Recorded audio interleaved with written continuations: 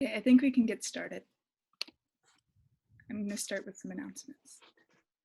Even as we are scattered across the world today, we want to begin by acknowledging our collective residence and reliance on stolen Indigenous land.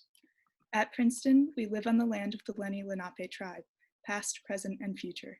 But today, we would like to take a minute for all in attendance to think about where they are and about who is not there.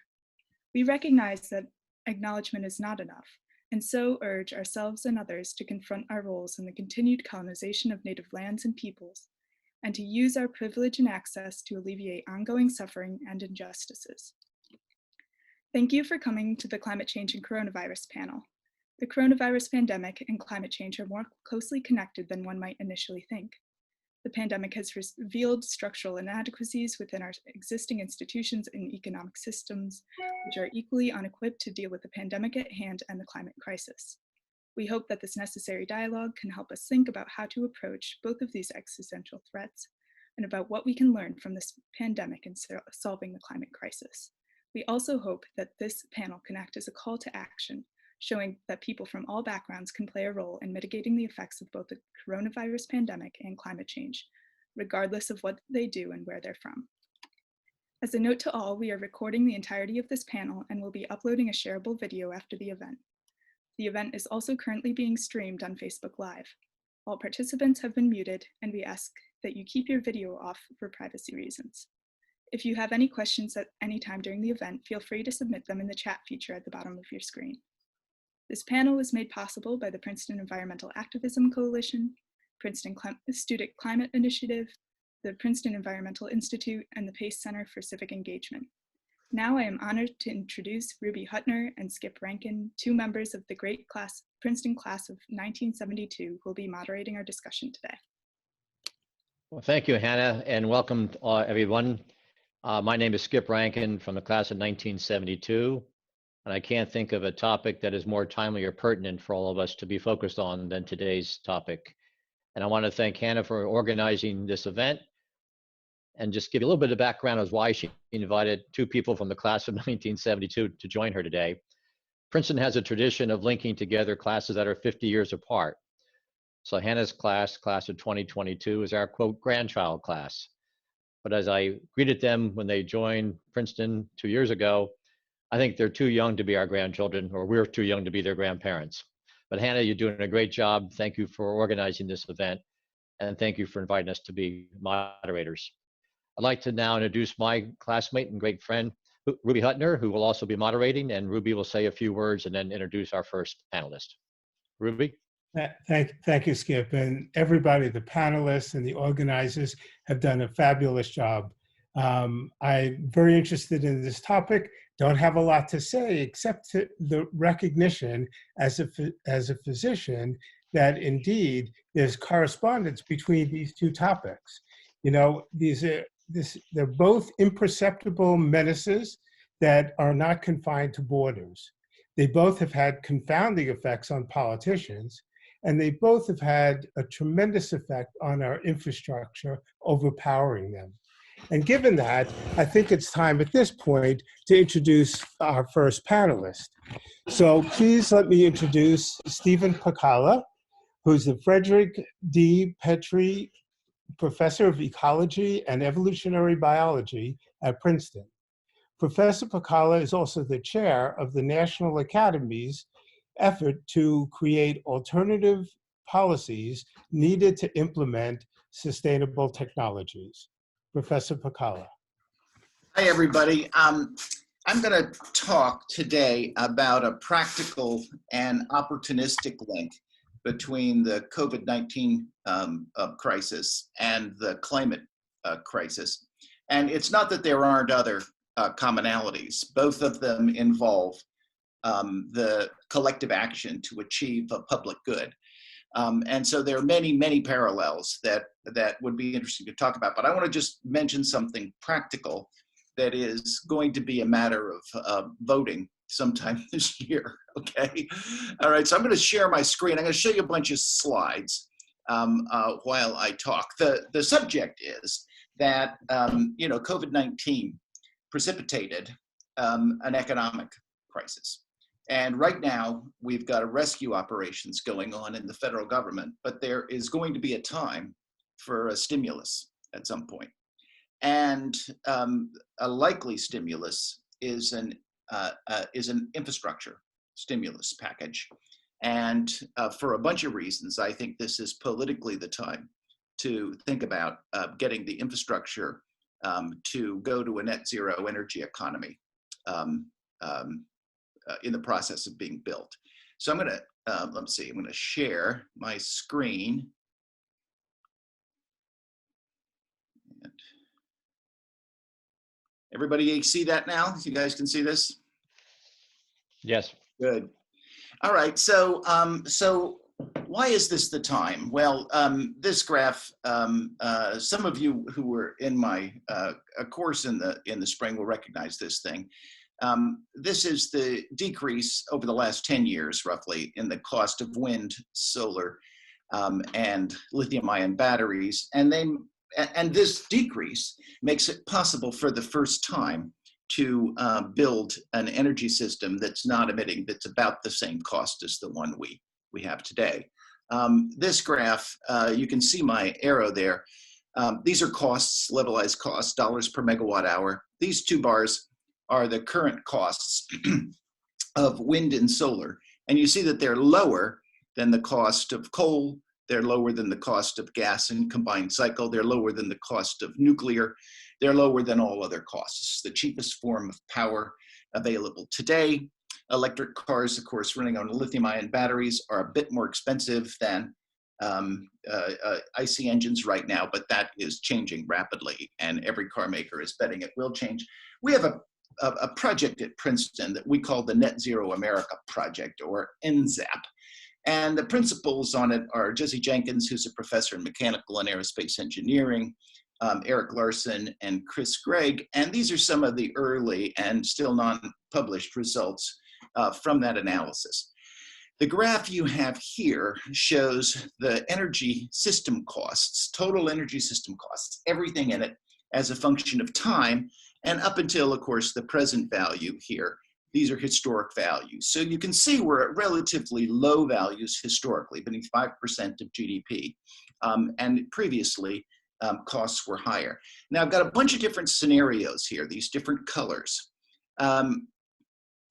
E plus, RE plus is the E plus scenario is just the blue E plus scenario is an all-in scenario where you allow everything. You allow nuclear, you allow gas, you allow everything possible, but you have to get all the way to net zero by mid-century.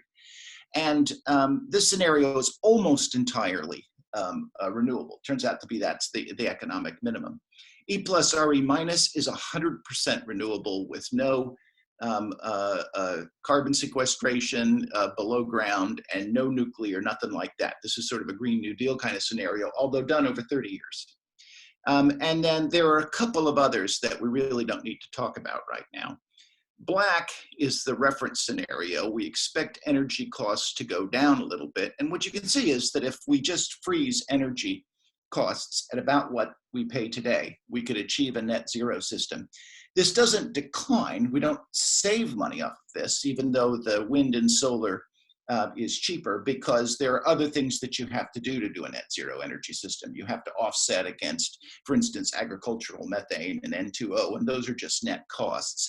The total cost of a system like this is about $4 trillion net present value, but that's out of a very large economy. It's a bit more expensive if you try to do all renewables with nothing else. The reason why an economic stimulus would be necessary despite no increase in costs is shown in this slide. The energy systems that we have would, at least for electricity initially, lower costs for consumers. But the energy system is dominated by the capital costs rather than operating costs, and that's because there's no fuel in them. And so these are the various scenarios, and these are the total annualized capital costs. And this is where the government, you see this is a reference, and then these others, there's big changes in capital cost. This is where a government infrastructure program could really make a huge difference. the question is, how would you get a political coalition going? Well, for one of the political parties, that's not a difficulty. The problem is, how do you pull Republican representatives, but much more importantly, a few Republican senators across the transom? And one possibility is shown here. We have a very, in the Net Zero America project, defined grain geographic analysis. And what this graphic shows is where the wind capacity, for instance, would be added. You can see the dark blue is what's already been installed, and the light blue is what you need to install. And just read a few of the states here: Texas, Missouri, Montana, Nebraska, Iowa, South Dakota, Indiana, Oklahoma. There are blue states here, a couple of them. Minnesota, for instance, is in the mix, and Illinois is in the mix. But this is a red state bonanza. It's even more true for solar capacity, which, because of the way in which the country is configured, would really be dominated in the southern states: Florida and Georgia and South Carolina and North Carolina, and so on. So there's an enormous economic benefit that would accrue to red states. This graphic shows the biomass investments that we would need. $750 billion in capital needs to be invested. And the bottom graphic shows the annual market revenue for biomass. In this work, we're using only corn ethanol lands to convert. We aren't converting any kind of forest or anything else like that. And you can see that, again, we get a red state bonanza here. There's Indiana and Iowa and Nebraska and South Dakota and so on. And so I think that there are economic competitiveness arguments that are compelling. There are intellectual property arguments that are compelling. There are energy prices for consumers arguments that are compelling. And there are regional arguments that would be compelling for some red state people. Now, the National Academies of Sciences, Engineering, and Medicine have convened a group to build what amounts to a policy manual for how to get this done. And the National Academies, and if you don't know, were created by Lincoln to advise the government. And there are three of them: one for science, one for engineering, one for medicine. They've put themselves together to create what amounts to a policy manual. I chair the effort. Jesse Jenkins, who's on the NZAP project, is also a member. And the purpose, as I said, is to build this manual. We're currently expecting to have the first one, the sort of 100-page piece, done for Congress in December 2020, right between the election and the transition period. But if Congress were to advance an infrastructure bill, we would get it done sooner. So this is well advanced, and it's looking at all dimensions of the problem, from the technological needs and the menu of technological possibilities to specifically what policies would get the job done. And we have a group that is really heavily invested in the societal dimensions of this problem, not only the haves, but the have-nots, and how policy could help the transition in such a way, work in such a way that it doesn't make social inequities worse, and in fact does the opposite. So that's all I have to say, and thanks for listening. Thank you, Professor. And by the way, we may have neglected to mention, we ask you to hold your questions to the end, but there will be an opportunity to ask questions of all the panelists. Next, we'll hear from Kian Mintz Wu, postdoctoral research associate at Princeton University in the University Center for Human Values and lecturer in the Princeton Environmental Institute. He will discuss the social cost of carbon and why now, during the COVID-19 crisis, might be the best time to implement a price on carbon. Professor Wu? Thank you. So I'm unmuted and you can see the slides?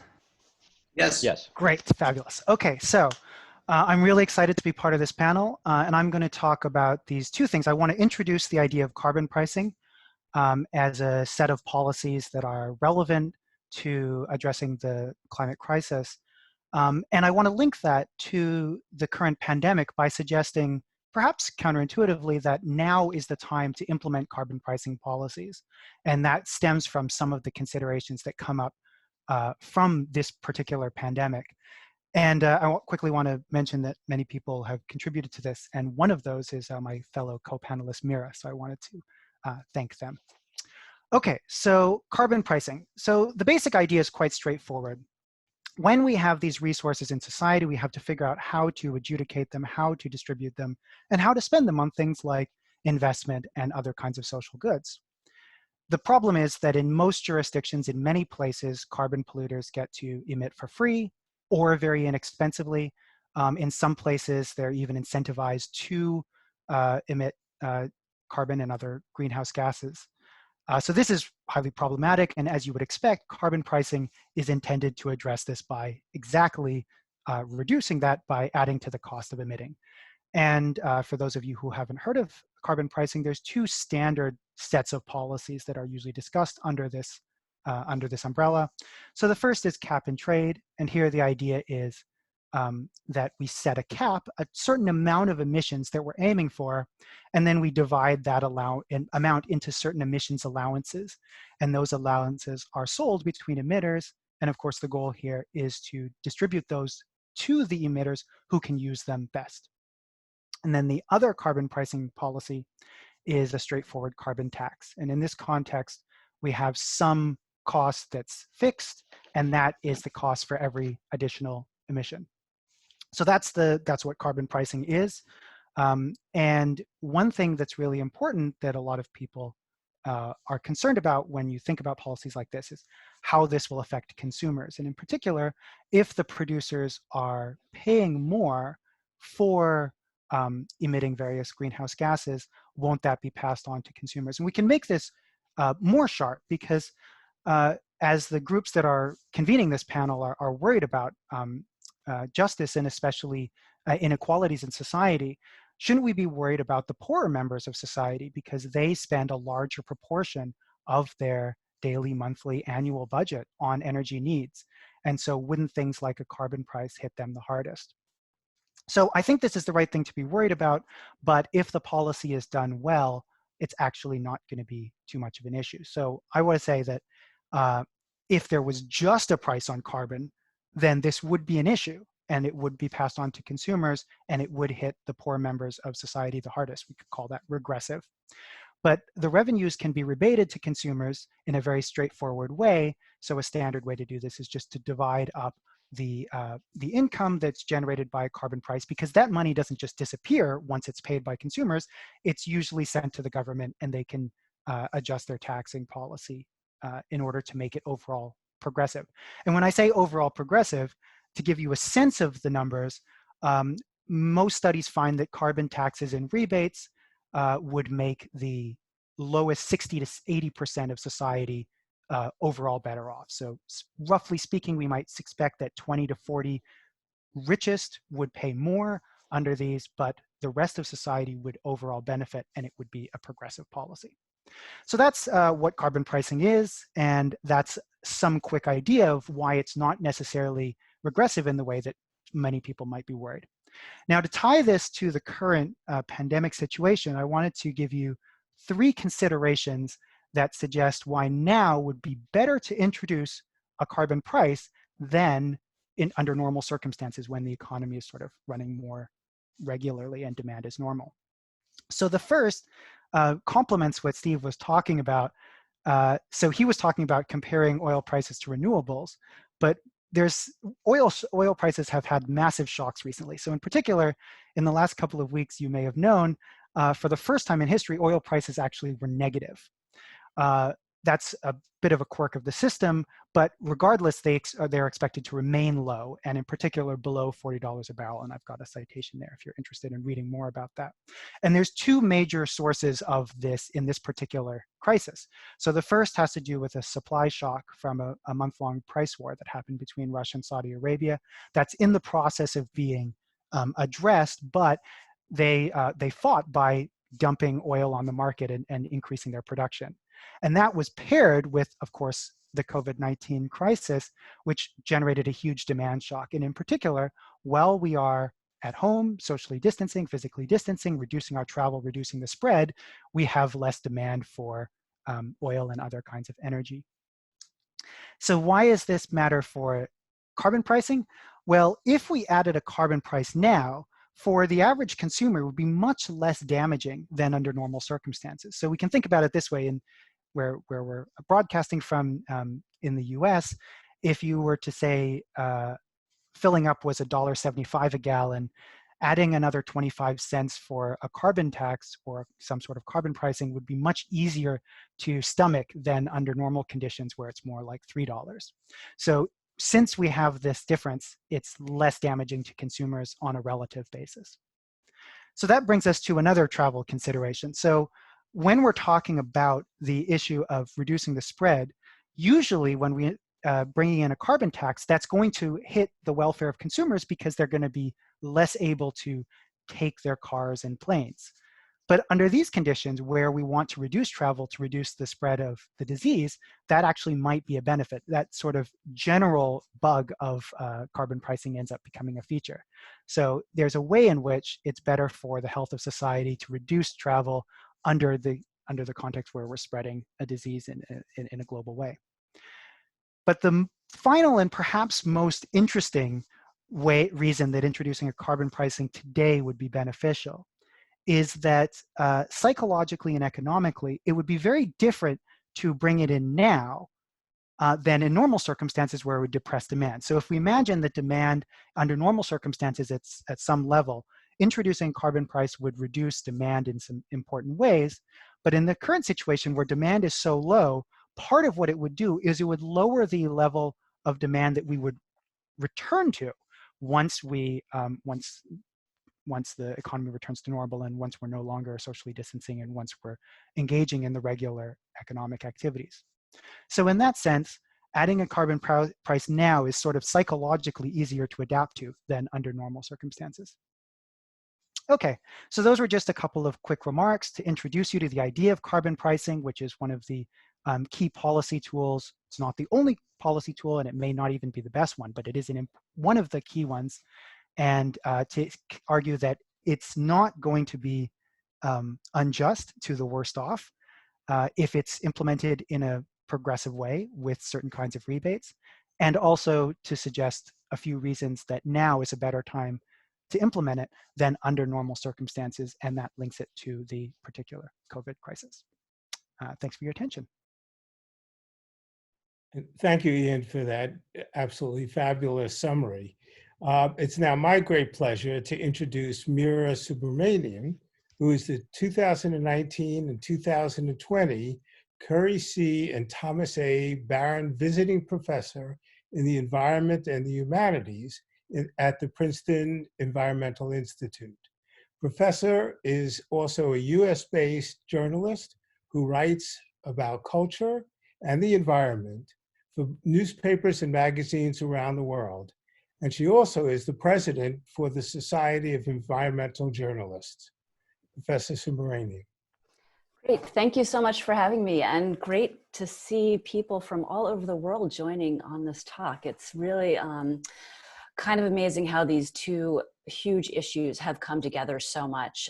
In the beginning, we want to be clear in terms of stating that there's not a link in terms of climate change causing COVID. Like this is, we should just be clear about this. There are some ways that there are tangentially relations in terms of high concentrations of humans, the way that we've impacted land, changed our interactions with species, both wild and domesticated, thawing of permafrost and changing of ecosystems and movement of animals in terms of how humans and animals interact. But that's not the way to be talking about how these two huge issues relate. It's much more about how humans deal with crises, what kind of response we give them, and how we conceptualize and can think about long-term risks. It also brings into the equation how we understand science and how we understand experts and whether we listen to them. All these things are coming into play. There's been some really great writing that has emerged about linking these two huge topics, and some of them talk about, climate.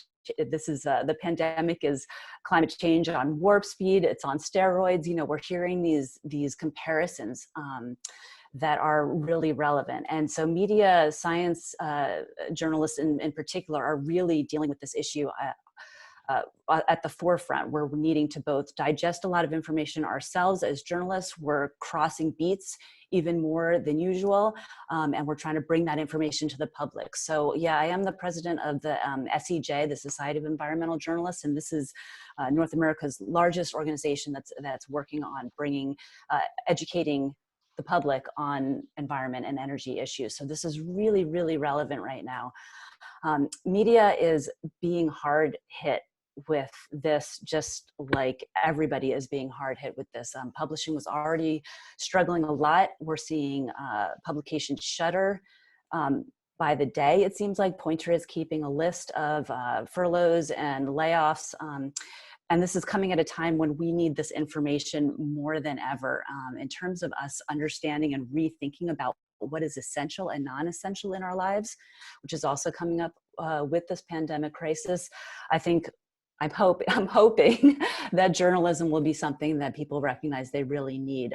There was an interesting statistic that I read that just as of a couple weeks ago, of the thousands of counties across the US that had COVID cases, half of them were news deserts, meaning there was no local news available at all. And this is when people really need to know what's going on.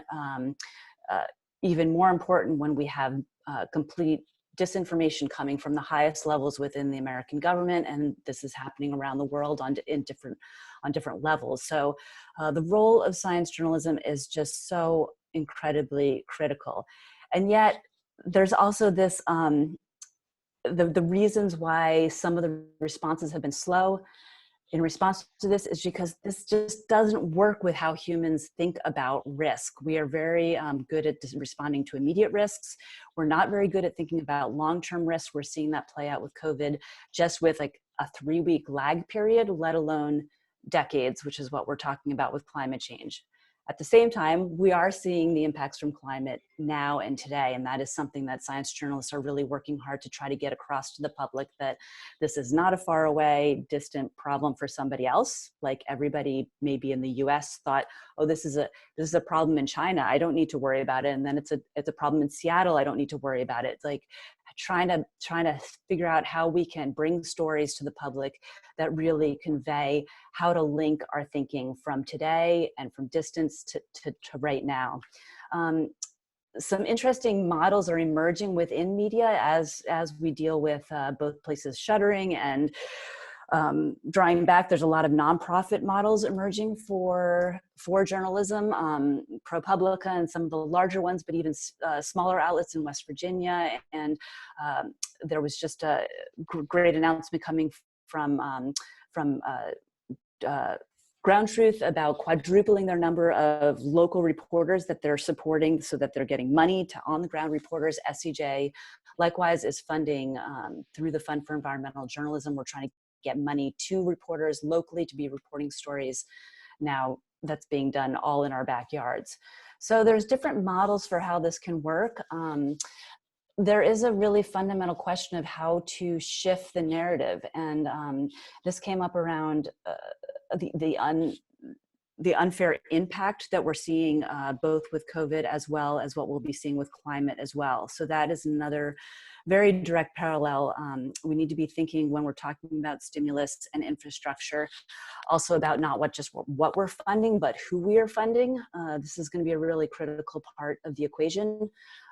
This is part of what's being discussed in a lot of the questions around equity and around thinking about how to bring a new infrastructure, not just that's carbon free in terms of energy, but also in terms of access and equity as well. So that's the equation. We need to bring stories to people that actually make some of these things relevant to people. We need to bring stories that make people realize that environmental health is human health. These are very intricately linked. The pandemic is just one example, but we're seeing an increase in epidemiological problems given climate change. So all of these are coming into play, and I'm just going to stop there so that we have time for plenty of questions. Well, thank you, Professor. And I may have neglected to mention at the beginning that I'm a lawyer by my practice in New York City, and I've been involved in the renewable sector longer than I might want to admit. But happily, you've seen the growth of that sector over the years in helping to finance utility scale wind and solar projects. So perfectly in line with Professor Pacala's slides there, which show the efficiency of both wind and solar is really the cheapest form of energy, and how that is growing more and more. But I might want to take the prerogative of being one of the moderators to ask the first question, and then Ruby and I will alternate in terms of giving you the questions that come in from the audience. And my first question to all of the panelists: if there's a silver lining with COVID-19, and I don't mean to downplay obviously the impact that the virus is having, but to me, it has focused the world with respect to what we are doing to our climate, we meaning our population, more so than conferences I've attended, legislation, media reports, more than ever with respect to just looking at what the impact has been everywhere from, of course, the satellite photographs we've seen about, you can see China now much clearer without the coal dust cover. The fish are returning to the lagoons in Venice, Italy. I'm wondering, do we have a way of making sure that we maintain this high level of public awareness?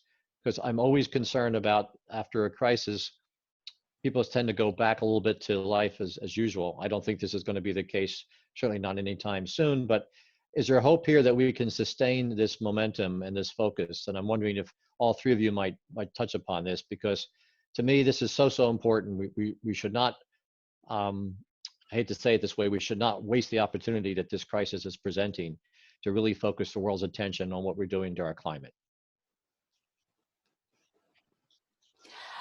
Yeah, I mean, part of dealing with climate change is that we've always been fed, I think, the narrative that people are unable to change their behavior in response to a crisis. And that is something that we have seen that people do. I mean, fear is an incredible driving factor. People want to stay healthy, and they want to and they are willing.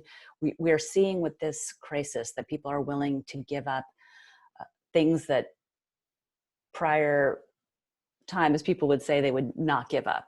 That there is a willingness there to do that. And so I hope that some of that might carry over. And also that there, in terms of, again, like shaping a new narrative, you know, we have to keep our world from being economically devastated. The impacts of this are going to be we're going to reel everywhere globally for a very, very long time. But there's also that we can think about what we want to build up from the ashes of that, right? And that comes into what Steve was talking about infrastructure and where we put that stimulus money and what kind of systems we build going forward, but also that people can realize that, oh, maybe there was some nicer things about slowing down, or about not spending all our days consuming and going out and shopping and doing all the things that people consider have come to be considered normal. Just that was the only way to live. And I think people are seeing something different. So hopefully some of that stays there. I mean, I know some people I'm hearing are happy about the slowing down of life. Of course, you don't want it to happen because of this, but can it happen because we choose parts of that? Yeah, I wanted to come in on that. I think that that's exactly right. So one of the things that it leads us to, so we lose a lot about various kinds of interaction which are important and meaningful for ourselves. But on the other hand, we might question how much of our daily life is necessary, certain kinds of movement, certain kinds of, so we might think that telecommuting is more feasible in various aspects of our work life than we might have thought before, or that travel, there's a lot of ways in which we go abroad for sort of short trips, those of us in the sort of wealthy industrialized world, that's fairly common. And I think that we might want to sort of question some of these things which are over consuming or over intensive in terms of emissions. But part of, I think, the question is, how can we try to lock those changes in, or how can we help change them? And of course, one of the things is to change the incentives so that when we return, that those incentives are somewhat different than they were before, where certain kinds of fairly wasteful things were sort of expected or the norm, or even encouraged in terms of costs. And I think that that's absolutely correct. Great. Well, it looks like we have another question for everyone on the panel, and that is, with the disposable gloves and masks that we're using, there's a concern about the plastics and the plastics effect in the ocean. Is this something that people should be worried about?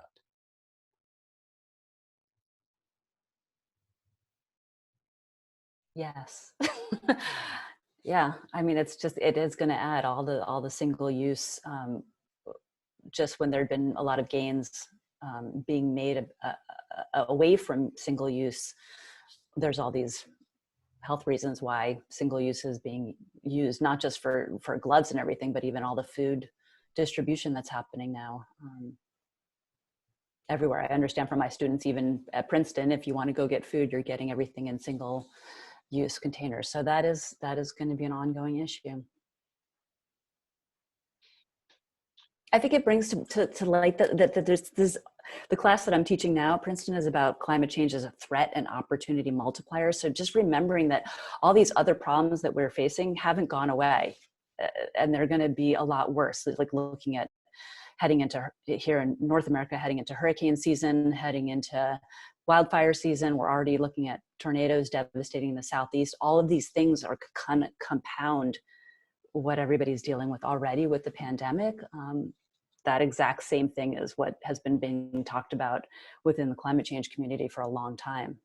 I'd like to say that I think that the international response may be different, but in the United States, I think that the evidence is pretty strong that that this dissatisfaction that people feel with the current level of inequality in the country, particularly economic inequality, and with the political divisions and polarization that's developed, and with, for the majority, with the lack of progress on climate and some of these other problems, then events like an epidemic, like a major disruption, rattle the box.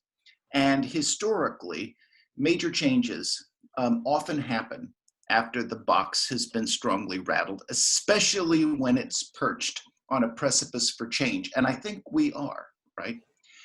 Beyond that, in the US, we're in the position where it's always difficult to keep people riveted on some issue for decades and decades and decades. People have things to do in their lives.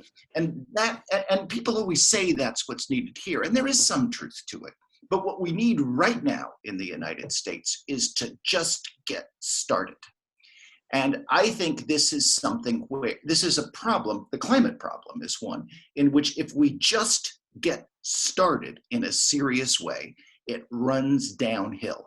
It's like getting your bike tire caught in the cable car track on the top of a hill in San Francisco. There's no way out. It's only downhill from there. So and keep a straight path. Thank you. The next question we have is for Dr. Pacala, so you're not off the stage yet here.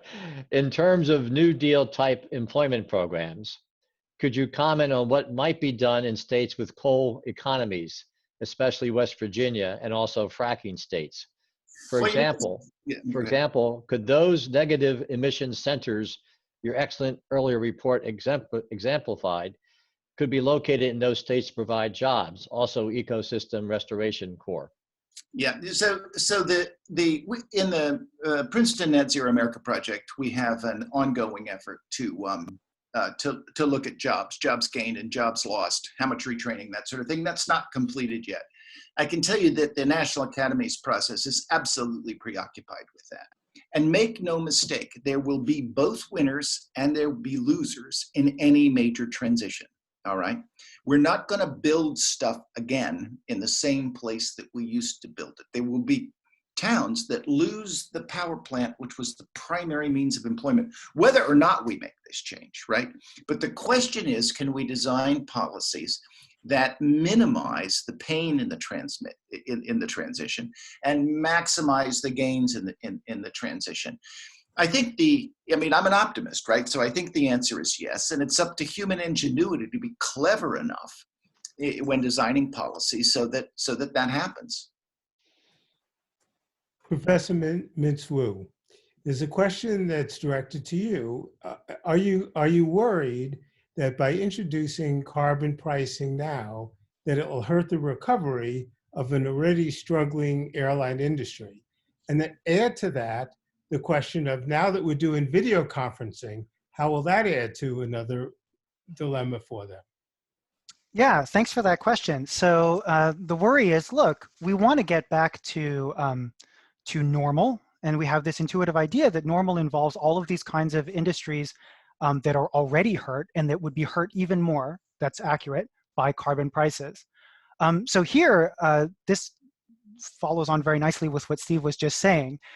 There, on all in all different kinds of policy changes, we will expect that there will be losers. And in this case, many of these carbon intensive industries, so that might include things that are displaced by video conferencing, and that would certainly displace certain kinds of low-cost airlines where people go on short trips and these sorts of things. Those would be more expensive, and that would be damaging both to consumers to some extent, because they wouldn't be able to pursue those, and to the producers and the firms that offer those kinds of services. So I just want to reiterate what Steve said. Although there are losers in each of these transitions, we have to both make sure that they are cushioned in certain ways, in particular in terms of retraining. So we want the people that lose employment in industries that are carbon intensive to gain employment in less carbon intensive industries. And that's actually very doable. As we know, in this country, the amount of employment that's associated with solar and wind is far larger than that associated with legacy fossil fuels.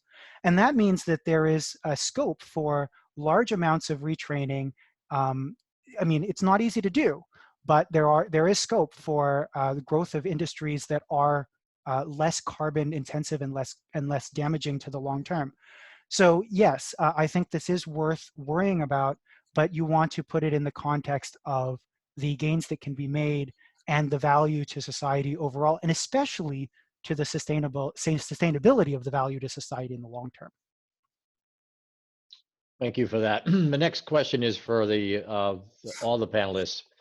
And the question is as follows: as companies struggle to gain back their economic balance, there's a concern or fear that government will relax environmental regulations in order to protect the bottom line.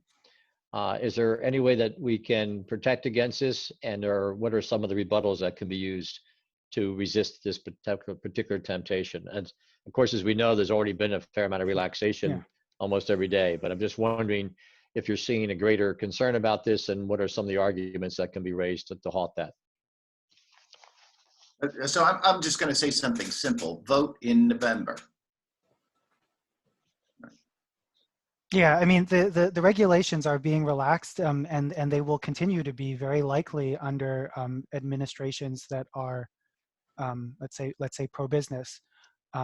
And there are alternatives, and there are legislators that would care about maintaining the scientific standards, scientifically imposed standards on various industries, and those are important to maintain, and they are slipping, and that's a choice that various constituents have in various jurisdictions.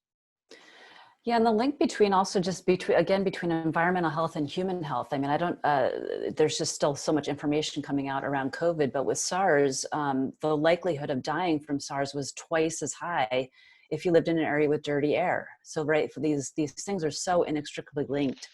And I don't know whether generally people will start making that connection. I mean, it'll be interesting to see in places that have had written about poor air quality in Delhi, for example, places that the air quality has improved in this momentary pause, whether people actually do experience that, right? Because I think we do get so used to both the good and the bad of normal that we forget that it can be any other way. And right now we've all been forced to realize that things can be different, whether we want that way or not. And so, whether somebody in Delhi looks up and is like, "Oh, we can actually have blue skies in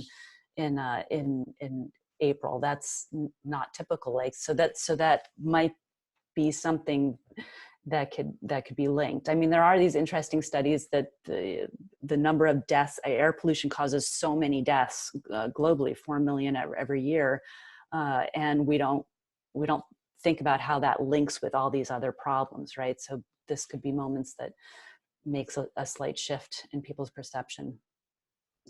But I do want to emphasize again, and it sounds uninspired, but the fact is that we're going to have continued rollbacks of our environmental policies in this country the way we have. During this epidemic, we've had a rollback or an attempted rollback of mercury rules. I mean, mercury, which, you know, mentally impairs little children, right? And so that's going to continue through November, and it'll continue after, unless there's a change. And so a general question for everyone: do the solutions that have been suggested, do they apply throughout the entire world, particularly in the southern countries? On the climate change front, we're in the position now where in the developed world, we can have at roughly cost parity a net zero energy system, if parity means the continuation of what we pay today as opposed to a slight decrease. If I were the head of a developing country, it would really give me pause to divert money from trying to raise my people out of poverty. And I do believe that these are still real concerns and real trade-offs. But we are currently like one innovation away from an energy system that is cheaper than fossil everywhere in the world. And so I remain optimistic that human ingenuity will continue the trend of the last 2 decades, in which we've seen a once in 2 centuries decline in energy prices of alternatives as the technology has improved. And I expect it to continue. So I don't think we're gonna have to wait very long before there isn't any kind of hard choice to make elsewhere in the world. And even now, of course, wind and solar, the electrical part of the energy system, is cheaper than fossil everywhere. Well, 2/3 of the Earth's surface, I should be precise. Every day it gets to be a larger fraction of the Earth's surface. So to add to that, so obviously it's morally highly important that the poorest countries are able to develop. That's agreed on by many. It's a convergence among many different moral and ethical positions, let's say. And so I'm definitely in agreement that you would, if you're in the developing world, if you're in the global South, you should be working on that kind of development. So there's 2 things we might think. So one, leading off of Steve, is we might hope that technology transfer will lead to the solutions that are developed in the developed world being transferable. That would be a way that these might not trade off against each other for over some period of time. That would be great. But the other thing that's important is that the emissions that are associated with the wealthy, rich, industrialized world lifestyle is so much higher than that with most of the developing world, that it's really you know, you're talking about rounding errors on the global emissions. And so it to a significant extent, it really is the developed countries which have high intensive lifestyles that need to make the major changes. And they can do that being selfish too, right? This is the impacts from climate change are going to be everywhere. They're disproportionately going to affect the poor and marginalized globally and within the wealthy nations as well, both of those. But this is going to impact everybody. So this is a global community we are entering, and the pandemic, again, to draw these parallels between the coronavirus and climate change, this is very strikingly clear how much we are in a global community. And picking up on that theme, the next question is for all the panelists, and a slightly different question, but draw some of these parallels. Is there a way for us to gauge how people who deny or denied the threats from COVID-19 are also the same people who deny the threats from climate change, and whether there are any clues presented by the more quickly evolving COVID-19 crisis as to how to address the other scenario, which may be more slowly evolving in terms of their perceptions. I want to take this. I think that this is a really interesting question because we see different timescales. So in particular, in the climate crisis, there's a large amount of research, some very slow, that has gone into trying to diagnose this, figure out what's going on, and the various contributors and forcings that are associated with climate change. With the COVID crisis, because this is a new disease, we have to develop knowledge and familiarity very quickly. And that means that there is some important differences in the way that people have been learning about this. And so I think that that means, on the one hand, it allows for misinformation and disinformation to thrive much more effectively than with climate change, where it already has been fairly effective. So I think that there's sort of some important differences between the ways that there's been misinformation in the two categories. So in the COVID case, it's because there's a lot of things that we're learning and there's a lot of things that we still don't know. And so people don't like the cognitive dissonance of not knowing about something so important.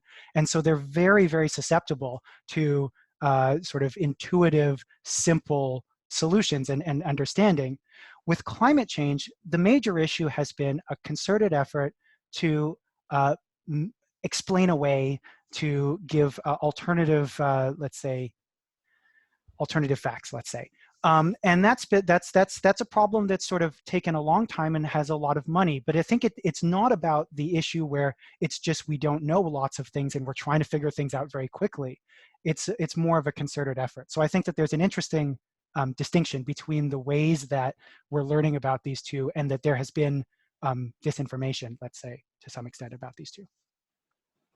Yeah, and I would just add, coming from the media side, that also just the siloization of our media sources is a huge part of this equation. That is, those of us within journalism are really trying to figure out how to address it, but it is an ongoing challenge because it's just the movement of media onto social platforms has just exacerbated this, and we are all just going into our silos and we're not hearing anything coming from outside of them, and that is an ongoing challenge that we're all dealing with. I'd like to say that I think that just to amplify something that Kian said, that the difference is one of time scale rather than kind, almost, right? So in the COVID-19 crisis thus far, we've seen all kinds of evidence denial that was motivated by issues outside of COVID-19, including that there wasn't an epidemic, that the disease wasn't serious, and so on. And what we have developing in real time are counterfactuals that are rubbed in everyone's faces. We have a mounting death toll that is now over 50,000. And so the false statements get falsified. It's impossible to spin, right, as a result, right? And with climate, the attitudes inside the United States changed substantively when it became obvious to everyone that the weather had gone wacko outside, all right? And you could see it in your own community. And moreover, the science had developed the capability of attributing the weird weather to fossil emissions. And so I think those are the same phenomena. It just takes longer with climate, but I think that awareness is now, for the majority, out of the bag.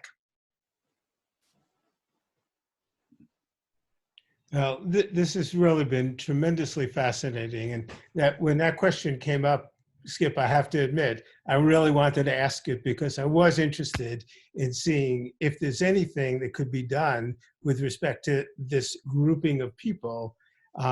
But I think somebody answered it a moment ago, and that is go vote. Thank you. Ruby, I think you're the next to read the next question. Sure.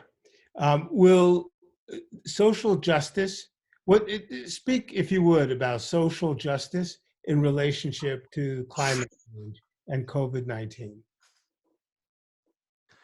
Yeah, so I think that in both cases, there are major disparities. So in the COVID case, we see especially racial disparities in this country, in the United States.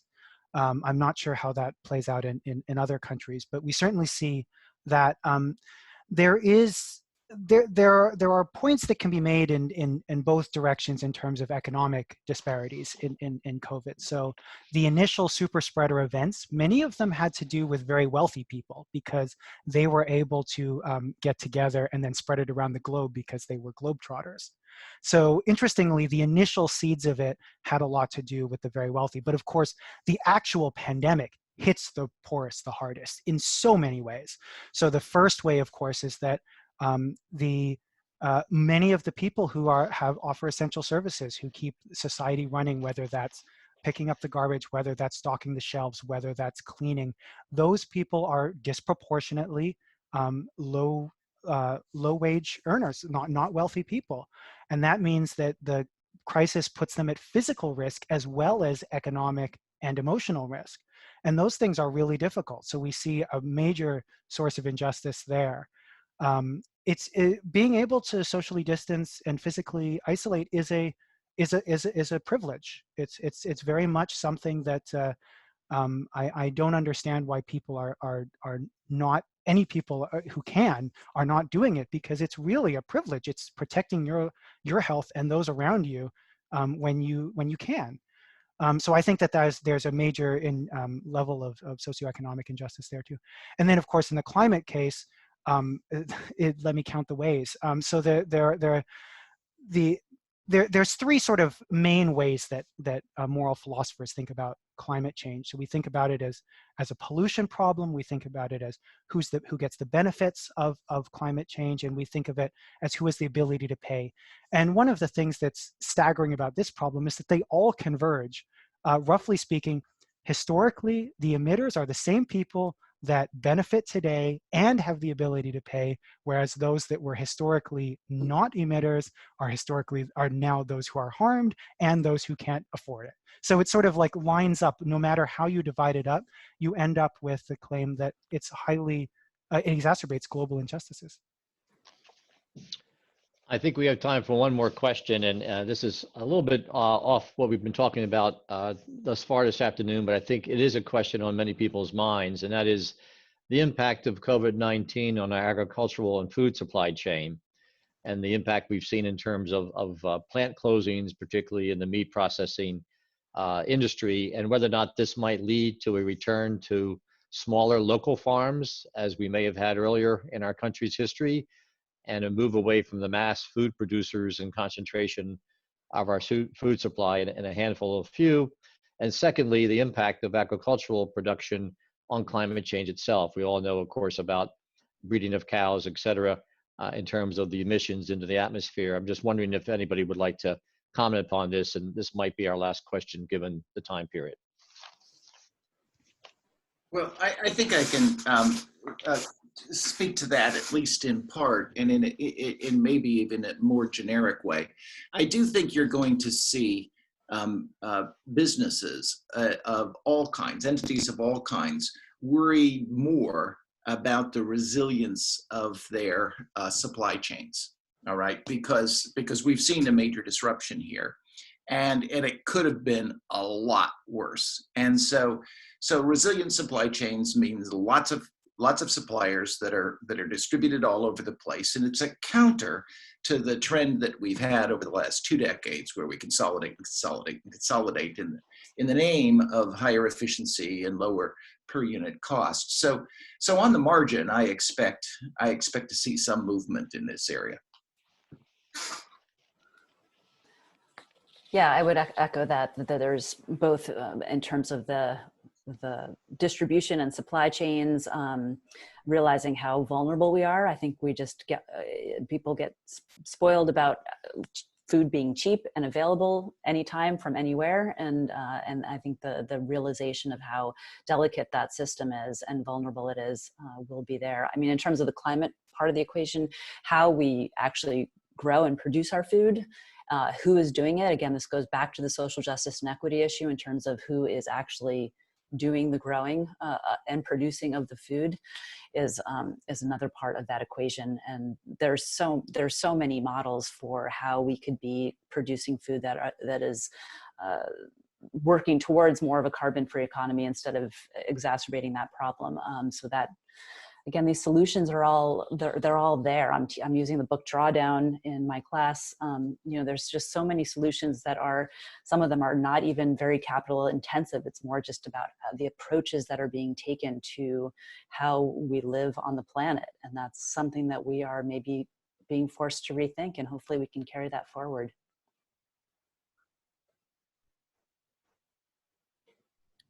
Wonderful. Well, once again, to all the panelists, thank you very, very much for all of your tremendous input. Skip?